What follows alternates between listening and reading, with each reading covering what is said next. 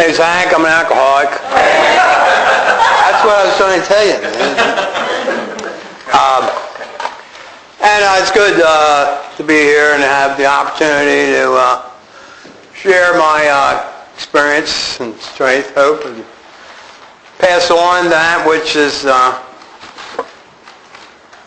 enabled me to not only get free from alcohol, get sober and drugs too, but free from alcohol and not mad that I'm free.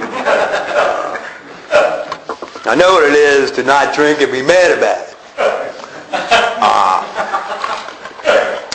But in AA, I found a way up and out. This program attraction rather than promotion,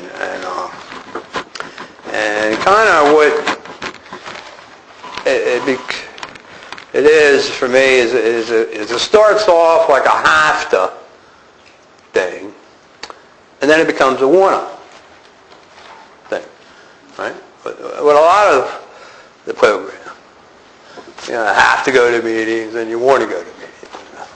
Have to work the steps, and you want to work the steps, and kind of on and on.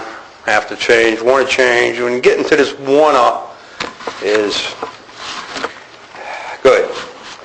And and others ahead of me showed that way for me in AA. I could not figure that out on my own and reading stuff, which I've endeavored. I've had my share of self-help books. Those I'm going to read, those I'm in the middle of reading, those I'm going to read someday at one time. And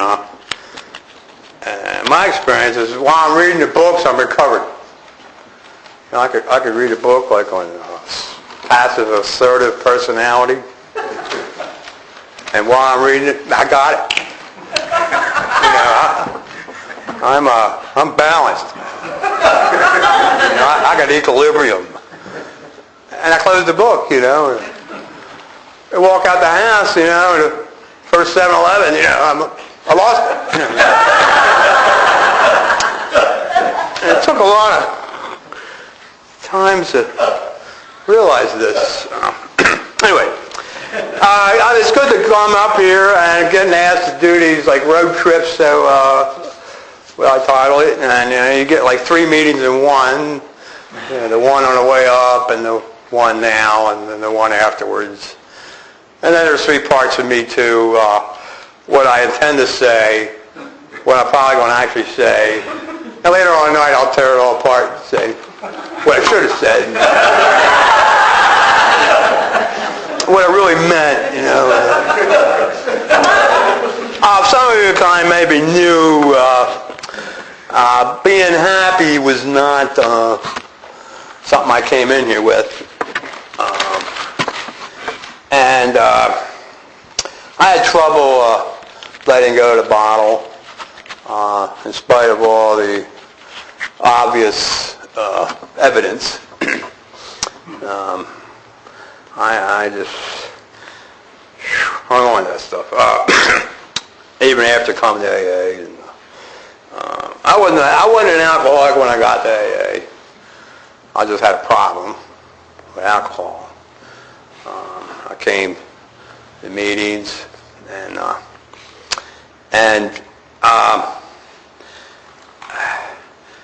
but I wasn't an alcoholic, but I thought, if I ever run into Andy, I'll know where to send him. And I came around enough to where I wanted to be an alcoholic. I wish I was. If I could be an alcoholic, I could just stop drinking and be happy.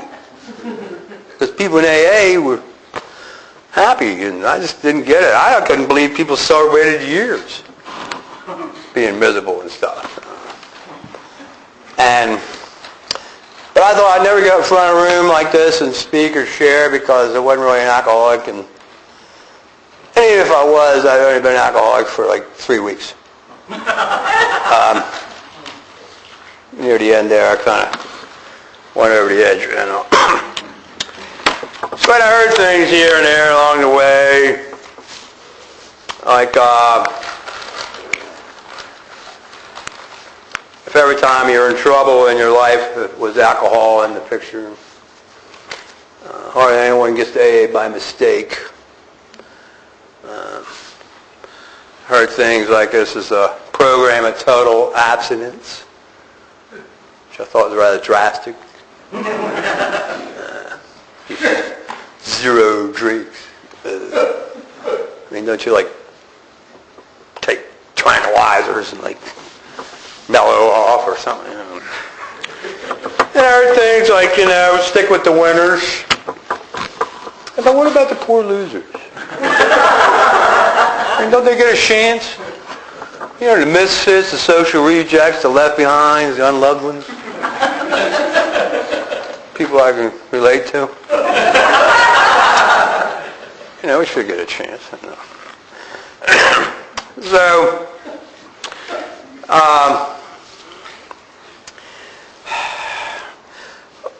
what it was like was a real blur, kind of when I was newer.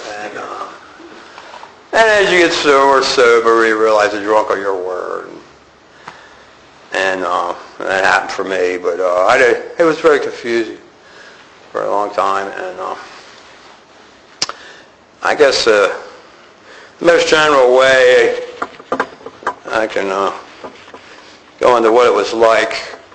And I don't want to hang on that. Some meetings you go to, I call them what it was like, what it was like, what it was like, what it was like, what it was like, what it was like, what it was like meetings. It was all what it was like. No real what happened.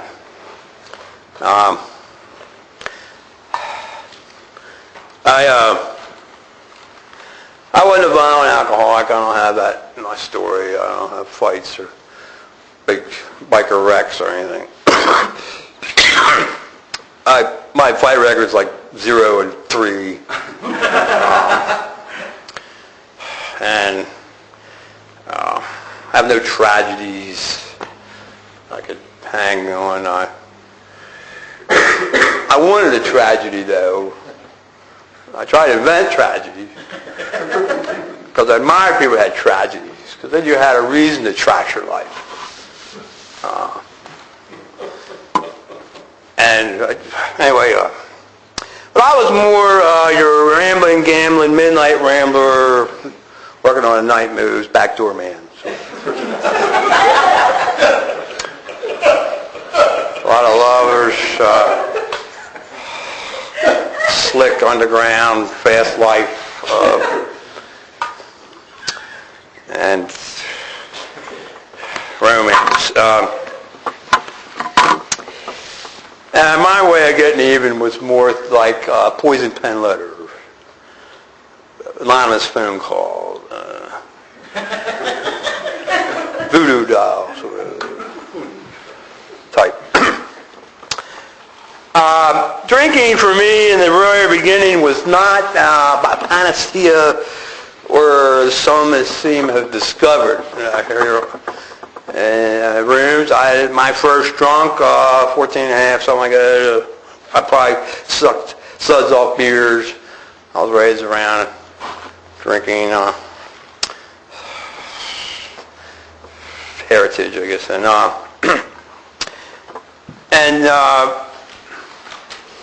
but it didn't really hit the spot. I mean, I felt really good because I felt part of the older crowd that was engaged in this, but I didn't find God or anything. I mean, it was, or saw it as an answer. So I was on and off as a teen. I liked hanging around people that did drink, but I didn't have an obsession or craving or loved it like that. But so I was more kind of slowly or drank into it. And so I would say I crossed the line somewhere around 19 or 20 by then. So I recognized I had tolerance, high tolerance, than more than others. And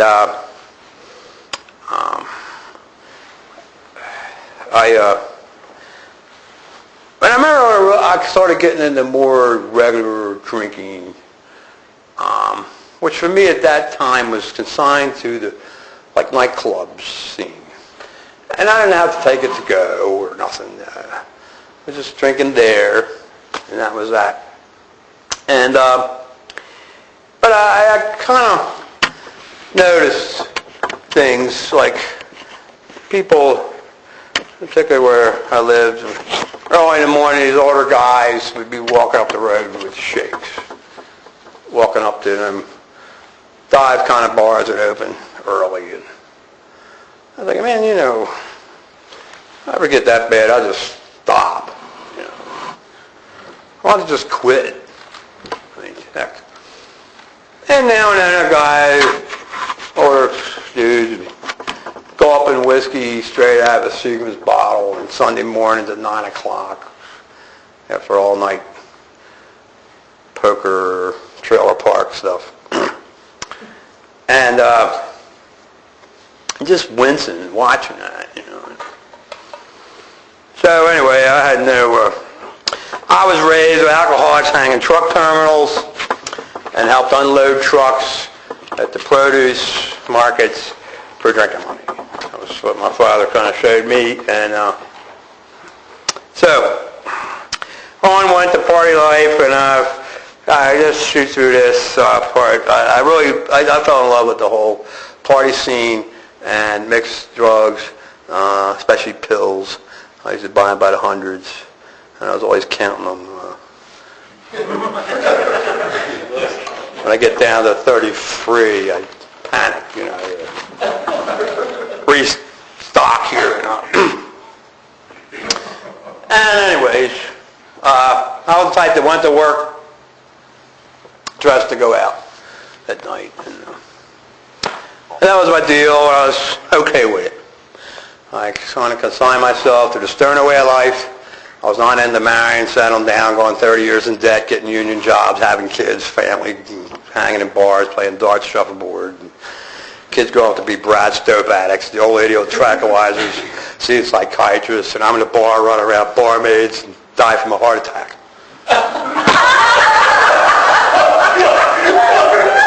At 45.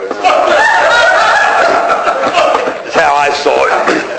You see, lack of brains was never an issue with me. Precocious, high IQ kid. Never finished school though. I was too smart.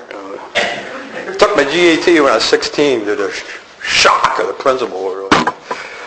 Anyway, so the party life, and I was there, and I just was consigned. That was the way it was going to be, and I'd be 70 in some rocking chair, drinking Bud Light, and the light wasn't out then, but and that was how I saw it. And there was really no consequences, no wreck cars or anything, and no one really around me was. But it wasn't long till consequences started happening. Life in a fast lane. The jobs got less and less. Unmanageability started showing up, like when you start getting 11 W-2 forms every February. Your car insurance is twice your car payment.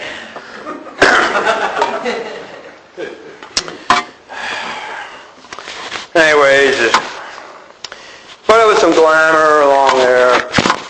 The fast money deals. And barmaids would have my drinks ready. And I went through a time where I bought my clothes in Atlantic City, New Jersey, because it was so cool. And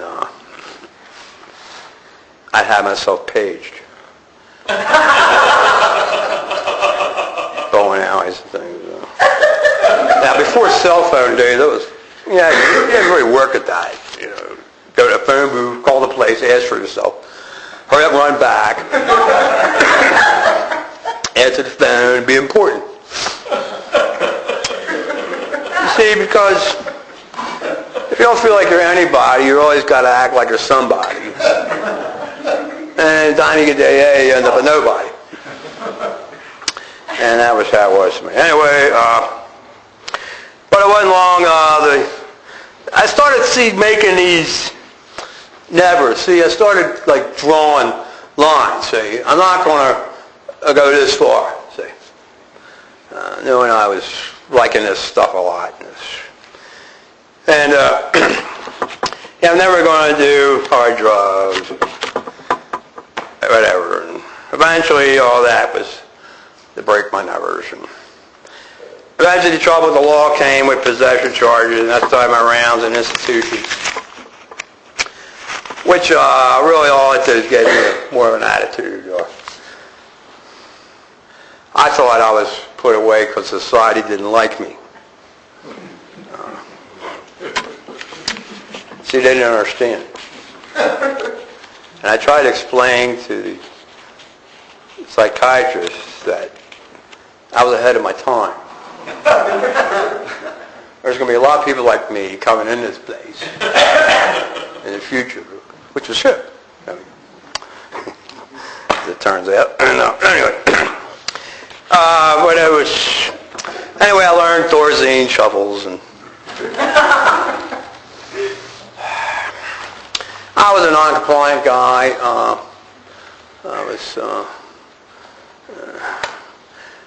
I ended up in solitaire. Not because I flipped out. Still the way I talked to psychiatrists. They wanted me to open up and be honest. And I examined the staff here. I said, look, I ain't opening up to you guys, man. I don't want your advice nor feedback. I don't trust it. First off, you're not even German, man. You're not even Jewish. I mean, you're Pakistani, man. You come here to this country, go to art schools, work for the government. I mean, you're nowhere, man. If you had anything, if you knew anything, you'd be in Towson, Mecca, where good psychiatrists are. Because I know my parents used to send me to them. Well, I got solitaire, man. I'll tell you what. I paid for that. Well, went along. I'm taking a ride to suburban Chevrolet trucks with the fence across the back, which became familiar for me. And off to jail we go. And anyway, I'll wrap that up. I went through a thing like the newness of incarceration kind of wears off. You ever find yourself in that place, and I started wondering, why are we here, man? What's the meaning of life anyway? And human beings, I mean, what is it with the humans? I mean, where did it come from? It come from bacteria, parasites? Where did something created? I mean, we got to figure this out. I did, man. I mean,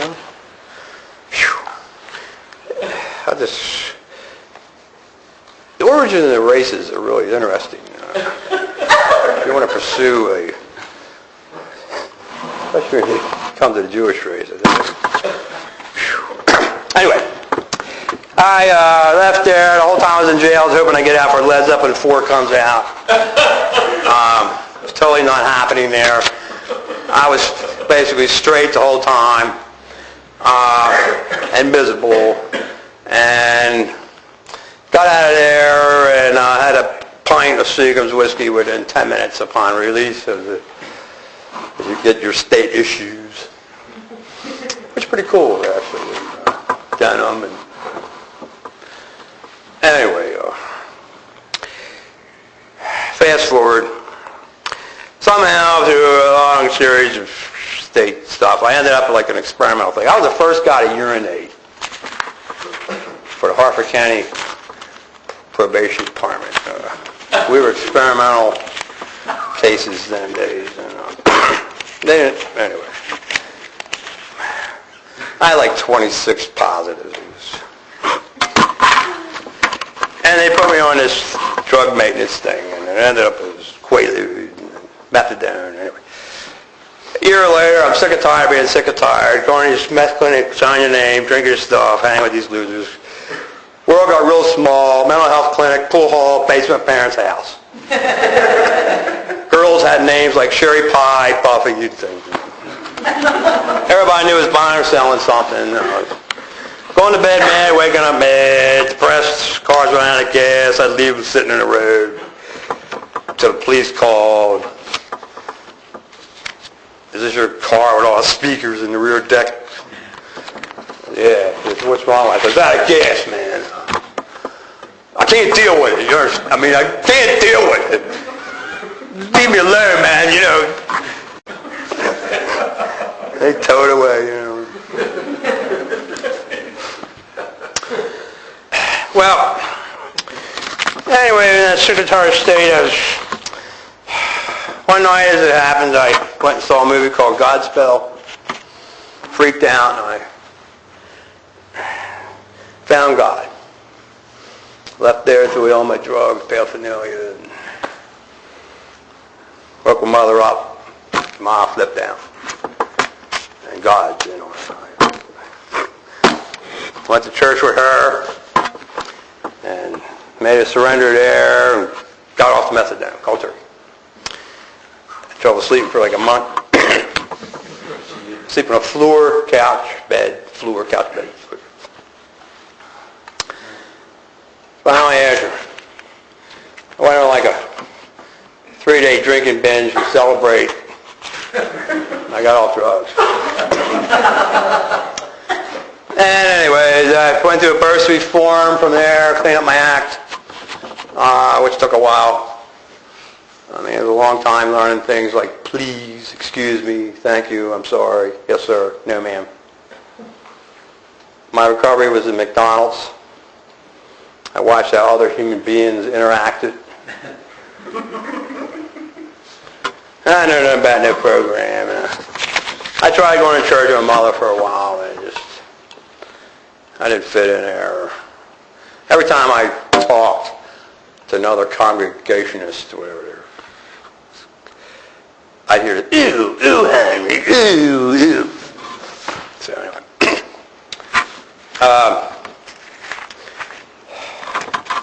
Anyway, I was driven to success. I got a job in sales. I had to be the top, the best it was. I had to make up for all lost time. I was driven to that, and I did it. But I started drinking. I told myself if I just drink and leave off the drugs, I'll be okay. And I became my alcoholic drinking type, and it wasn't bad at first. It was just weekends and stuff, and eventually weekends were started on Wednesdays. And then the trouble at work would begin, and the cover-up tracks, and the stories of the dead batteries and dead dogs, and we're starting to run out, and it got harder to keep up with it all. And I made attempts to control this thing. I went through stages. I'll quit tomorrow. I started making New Year's resolutions every month.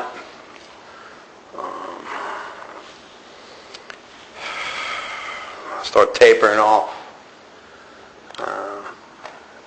Buy miniatures. About 412 miniatures later, that wasn't working. Sometimes I was quitting twice in one night. Leave your money home. And anyway, it went on. Drink beer only. Things started happening, like coming to my driveway with the car door open, wondering, am I coming home or am I leaving? I might be leaving. I better go back in the house, check the stove. They were starting to burn up pots, and smoke alarms would go off when pizzas were done. Sometimes I'd be going along great, and next thing I know, I'm fighting my way out of shower curtains.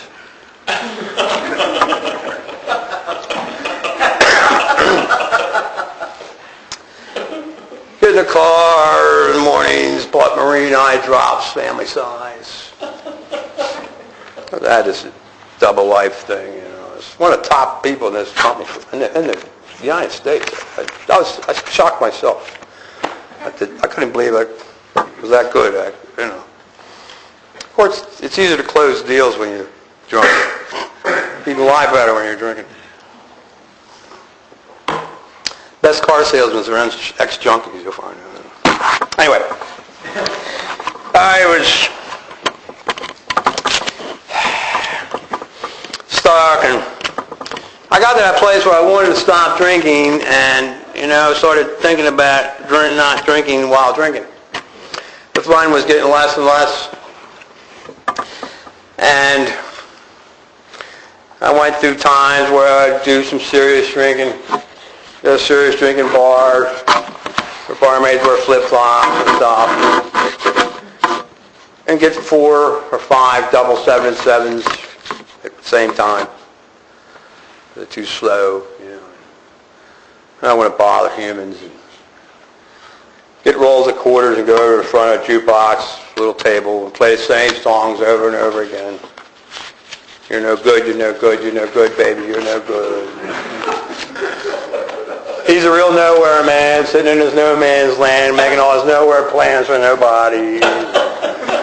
Over and over and over and over. Finally, they unplugged the jukebox.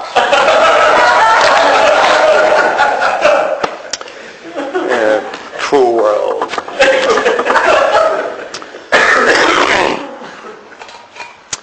Yeah, your life's unmanageable when you start explaining to complete strangers your whole life story.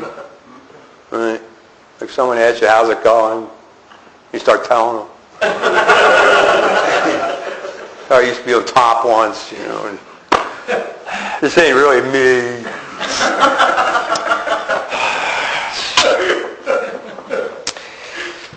Well, finally, my reaching out for help was I visited churches, I read self-help books. Anyway, I went to exorcist. Just couldn't vomit. I just didn't, you know. I got to Abe. I never remember Alcoholics Anonymous. Very grateful for her, and that's like when I began. I came to meetings. I just thought, you know, my case was different, and I just couldn't see how not drinking was going to help. And so there was a lot of coming back in and out, and I got some dry time there a few times, a couple of months once. I think I get the tokens, but I didn't do anything else.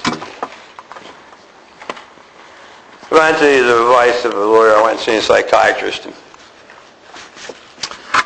I explained to him that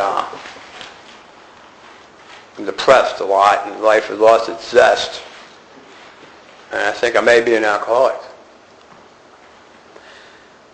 He says, what do you mean alcoholic? I said, yeah. He says, there's no such thing as an alcoholic.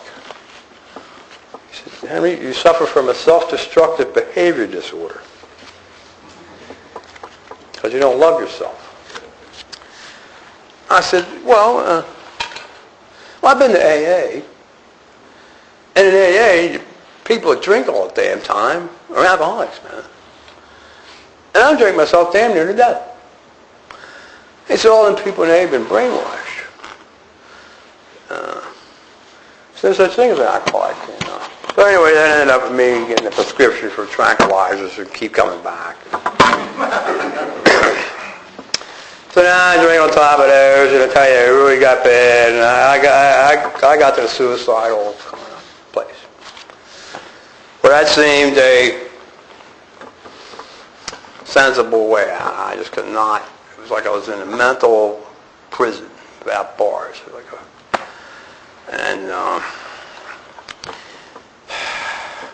you know, and then it became a matter of how to do it. I mean, you know, it's one thing to decide to kill yourself, but then, you know, you got to have a method. And then, I mean, you know, you just don't want to just kill yourself randomly. I mean, you need to make it look like an accident somehow. You know, to go shame the family. No notes. You know, just. So that became a little hobby. And I was buying bottles and climbing inside of them. I got into scotch there for a while. I found the labels more interesting. You drink alone a lot. By this time I'm hiding bottles. Problems became things like trying to get rid of empties. Don't go to the same liquor store too often. I heard in AA, your worst day sober is better than vomiting hot vodka through your nose. Relate to that.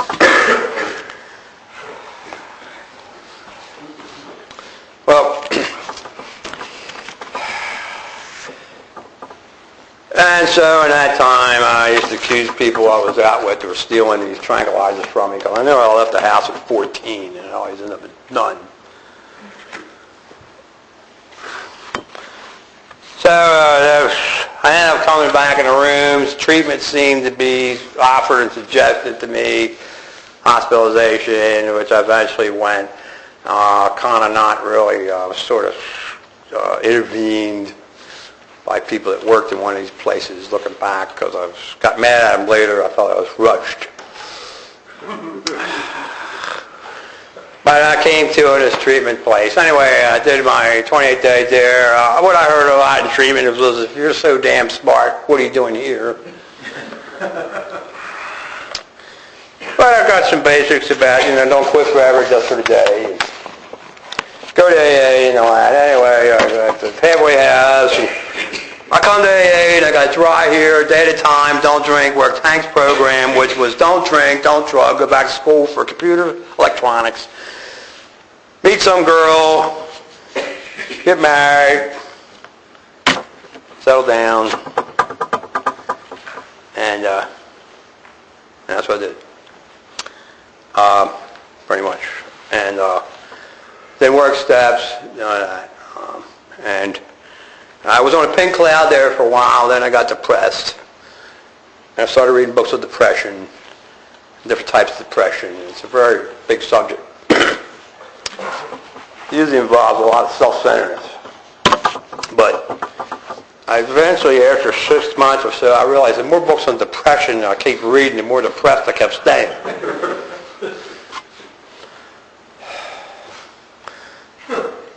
And plus, when I put down the bottle, I picked up a gambling habit. So I was gambling before meetings, after meetings, extra gambling on the weekends. And I was crashing down around me. So anyway, I celebrated my discovery of depression with getting drunk. And, I got back in AA, lasted another year or so. I got dry. When I got so dry, I became a fire hazard. And I drank again.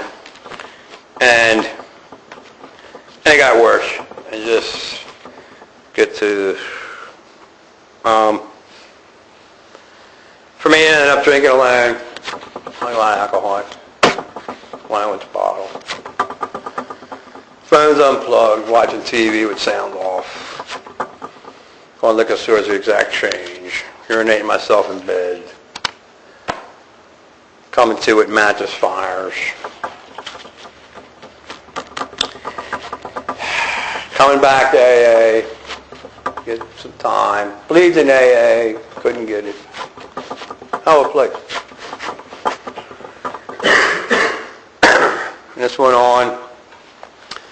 Finally, I got to another treatment place. I thought that was it, because I was starting to get to that place. I'd drink myself sober. Sometimes I'd be drunk on 3 beers. Sometimes I'd hardly get drunk at all.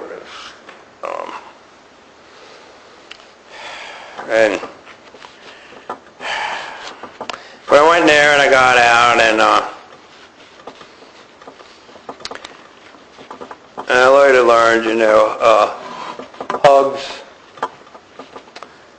hugs without works is dead.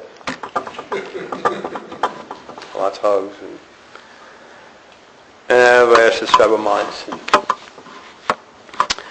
Couldn't stand it anyway.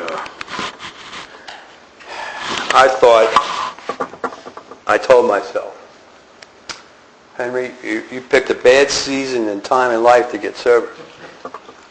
You need to pick a more favorable time. When you're facing all these court charges, divorce hearings, work, can't find a job, don't know where you're going to live, second DWI thing coming up. I mean, it's no sense getting your hopes up. Your life's trash, man.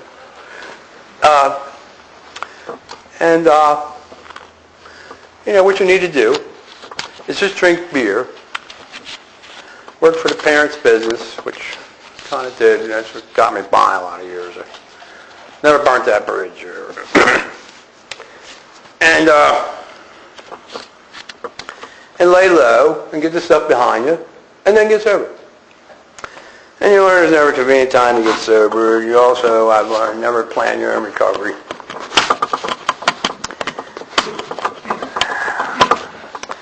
So, my last joint wasn't my worst. It was like 3 or 4 day thing, I don't know. And I came to a Chuck E. Cheese's. Beating prairie dogs' heads in.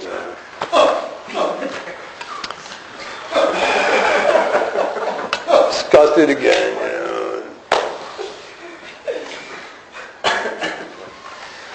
Girlfriend was irate, I came to the next morning, laying on the living room floor with a pint bottle so you can still half full, with the TV on, test pattern sound, the test pattern, which was normal.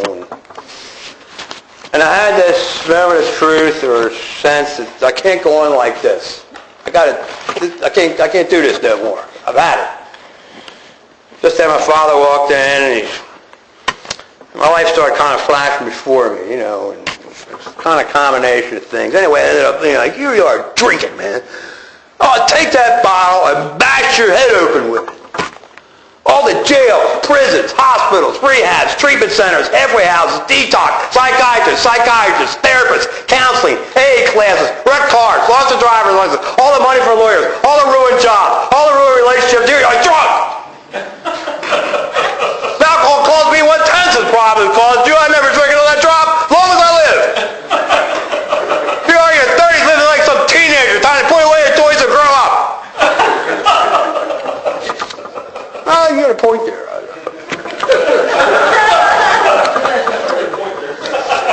So I poured the bottle down the sink. I hated doing that. I hated pouring booze down the sink. You just get mad at yourself later for being so overreacting. Went through that one. Tried to figure out how to suck it out the pipe. You ever drop the bottle and hear it sizzle in the cement. Man, maybe you get a straw, Well, I never drank rubbing alcohol. But I checked on the bottle. I know the craving can get to that. So it was back AA, playing my life around AA, not AA around my life. In my case, it was a lot of meetings. Got sober in inner Baltimore. A lot of tough love stuff. When you had a bad day, they'd say things like, welcome to the human race. You deserve bad days. You gave bad days to most anybody across your path in the last 15 years. And you're here to get well or rebel. So eventually what's going to be different this time, thoughts pervaded my mind. And that's where the 12 steps came to have more meaning to me. It just wasn't something they read to start meetings. And listening to CDs kind of helped me. Now I'm one of them that balked. I'm a slowly recovering alcoholic. If you're timelining things, I did not get it all right away. I wanted to. I was trying out for Rookie of the Year in AA. Memorize traditions, recite everything from memory. And but I don't know. In a way, though, it's hard to work on recovery and change from the inside out. When you're in survival mode. When you're living with someone full-blown drug addict, dealing drugs out of the house, and you rent a room next to him, and you're waiting to go to court for your second DWI, and your ex-wife's trying to sue you for $25,000. You just can't really settle down. I mean, meditating was ridiculous. I heard people went to duck ponds and meditated and did 11-step work, and that's what I want to do. I go to duck ponds, I tell you, man, 20 minutes later, I'm ready to check in Shepherd Pratt, man. They say, you're just quiet, the disturbance within. Yeah.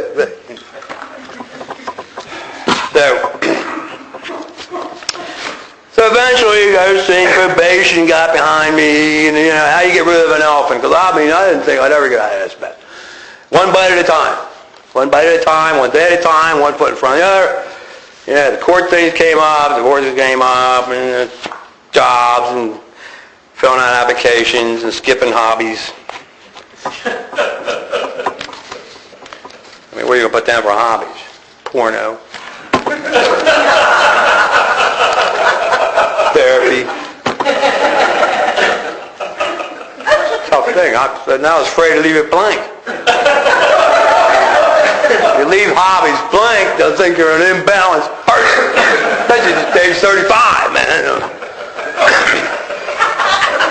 You can't tell me, hey. Anyway, I got through the interview. Did get employed. Still employed at the same time.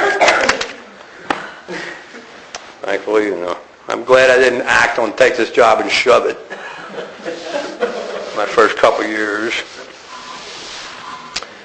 Anyways, so I was in my second year. I hit a real wall. I was stuck. I had a lot of long days. I was just treading. And that's when the fourth step and things, and what I discovered is recovery begins and blame stops. And blaming my whole life on what had happened and not happened my whole life was not going to get me anywhere. So I eventually saw my part, and as an alcoholic, I realized I had a way of bringing out the worst in others. I got through. I wanted to be in addictions counselor syndrome after a couple of years. Went on to become Mr. AA there for a while and learned all about AA history and stuff, and it was a tough place to get. It gets to where every AA meeting you go, you got to straighten out and everything, And you got to be right all the time. It's real rigid.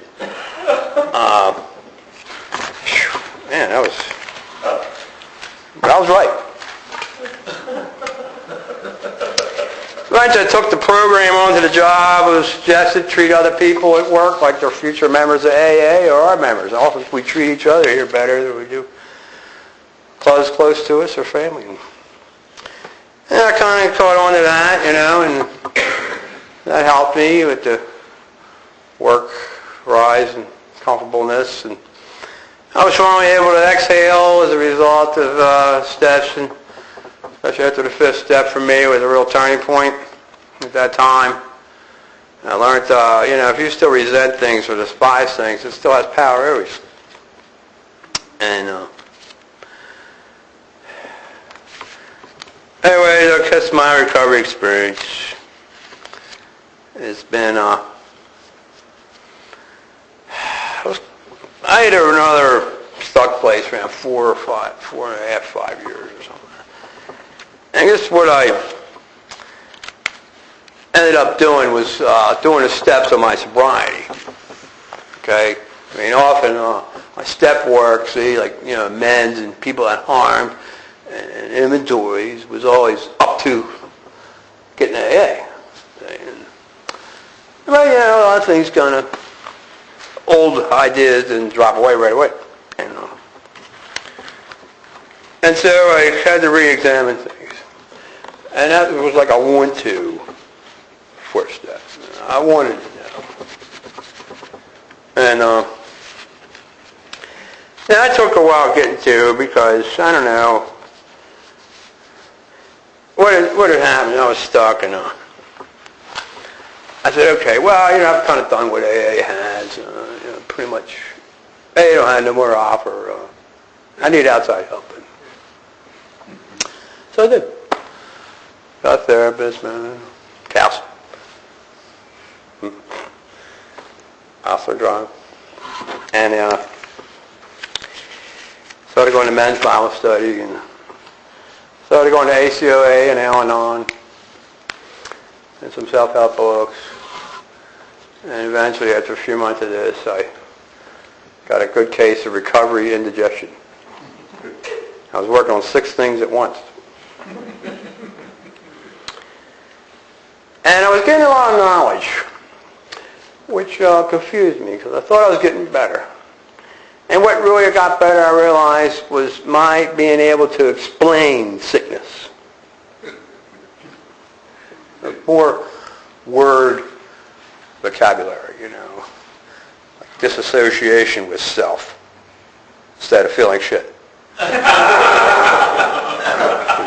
More.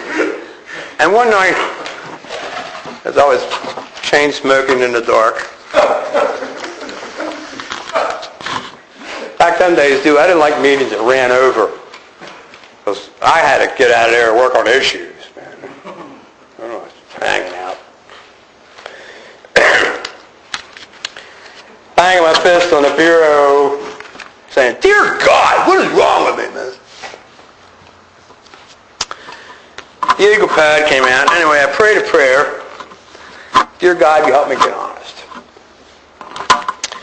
And that brought about more, revealed some things about me and some of my motives, and hidden motives.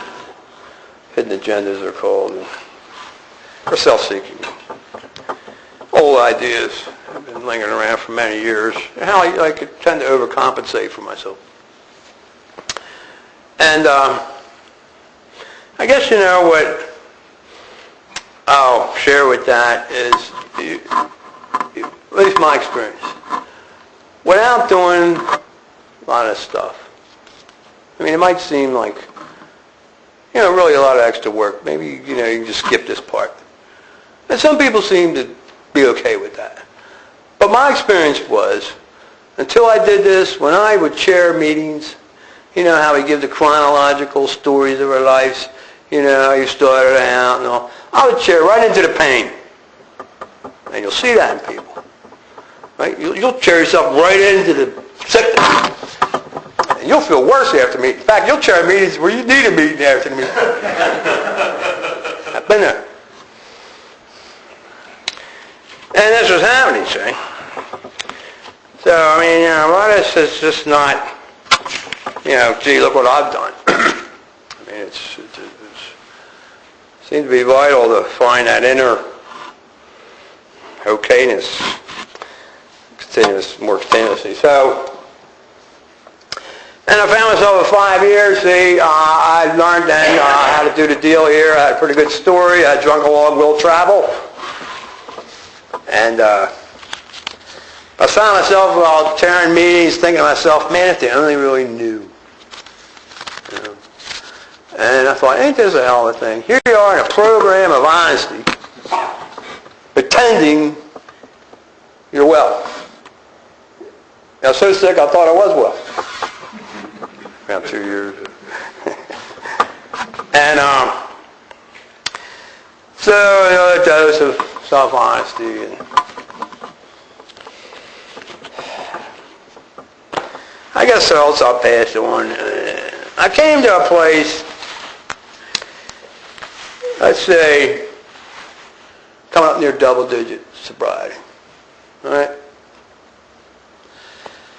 And doing the AA way of life by then. I conceded this whole thing. I had no illusions of that. And women I dated, if they weren't about that, we weren't on the same path. We're going to grow apart. I knew I was in this deal for the long haul.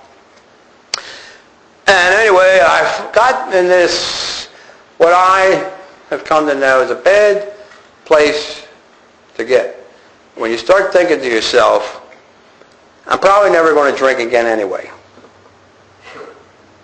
Right? I mean, it's been a lot of years. You kind of got the sober habit, man. The people you hang with are all sober. You bowl sober, eat ice cream sober, go to Ocean City sober, road trip sober. And I was kind of where I was, you know. Life got good. I mean, I had a cozy little life going, and a work thing, and you know, things got better. I could buy cars that I chose the color. I could date women that had high school diplomas, driver's licenses, and jobs all at the same time. I would be asked for advice at the corporate roundtables. I always loved that stuff, man. The guys like me are sitting in their rooms, all in mahogany, you know. I think if they only knew, man.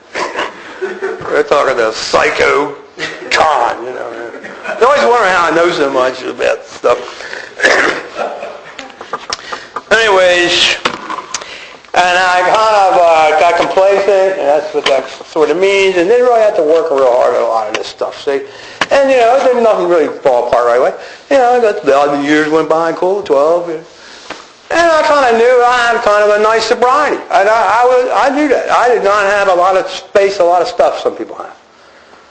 You know, I didn't have fathers found hanging dead from the bathroom ceiling and stuff, and you know, things that happen to people in recovery. And so I didn't really know how strong my sobriety really was. Nothing really challenged it. But it wasn't about a year or so later it did. And kind of life, the wheels fell off. You know.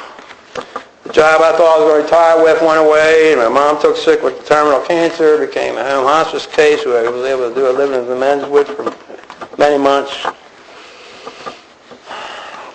Girl I was seeing slipped out. The house I was trying to refurbish with debt with, and foreclosing on that. And anyway, got to where all this was going down. I thought, man, you know, well, I got a lot of opportunities for spiritual growth here. And my attitude was right, but I just couldn't walk through that. And I would love to, I hear people, some have. You know, they did the next right thing, and the door closed, the door opened. Me, the door closed, and in the hallway. A long time for a door open. And part of it might have been me, but anyway, it was a long next couple of years, and I got to that place where I wanted to drink. I was just, hell with it. It's just, and I tell you, I was close. I was close. I mean, just why bother? I mean, sobriety sucks. Drunkenness sucks. Drunkenness might work. You know, sobriety didn't work. He gave you your best shot, and look what he did. What do you do? Well, first you fire yourself from running your own life. Let's start. And doing my first work sober and got reactive here in AA and doing stupid, dumb things. Stupid. Dumb. Simple. I mean, like starting meetings. Asking people, do they need a ride? I mean, you know, real wimpy stuff.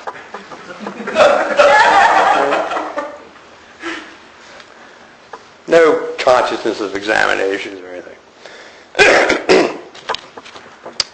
And little by little, one foot in front of the other, eventually it got better again. And that's the good news, that I did not stay in that depressed, kind of numbed state. And it was a couple years. And so I came out the other side of that and it got better, but I learned there, man, you know, I am not immune to alcohol, and when the big buck says it's a daily reprieve contingent on the maintenance of spiritual conditioning, that's not some theory that you'll ponder and go sit in some lake and meditate on. It's actions. And working working with others and telling pigeons to read pages 66 through 91. Then you got to go home and read it. And stuff like that. So that's some of my experience and pass on, my sobriety experience. I hope I did, and it's been worth it, and I found something more meaningful than booze would even offer, and I'm grateful I haven't thrown it away. Dan there almost did, so I know it's all by the grace of God, too. Sometimes I catch myself. I made too many I statements that meeting. But it's by the grace of God, and I did establish along the way in AA. So thank you all for having me here.